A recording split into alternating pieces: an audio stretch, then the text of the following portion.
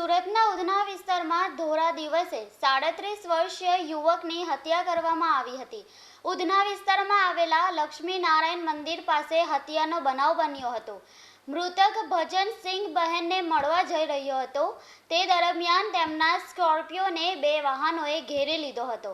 ત્યારબાદ કેટલાક લોકો તલવાર સાથે ઉતરીને ભજનસિંહ પર હુમલો કર્યો હતો। તીક્ષ્ણ હથિયારના ઘા મારીને તેનું ગળું કાપી નાખ્યું હતું, જેથી યુવકનું ઘટના સ્થળે જ મોત નીપજ્યું હતું। અંગત અદાવતમાં ભજનસિંહની હત્યા થઈ હોવાનું પ્રાથમિક તબક્કે સામે આવ્યું હતું। ત્યારે ઝડપાયેલા આરોપીને સાથે રાખીને આજે સ્થળ પર તપાસ કરવા માટે લઈ જવામાં આવ્યા હતા।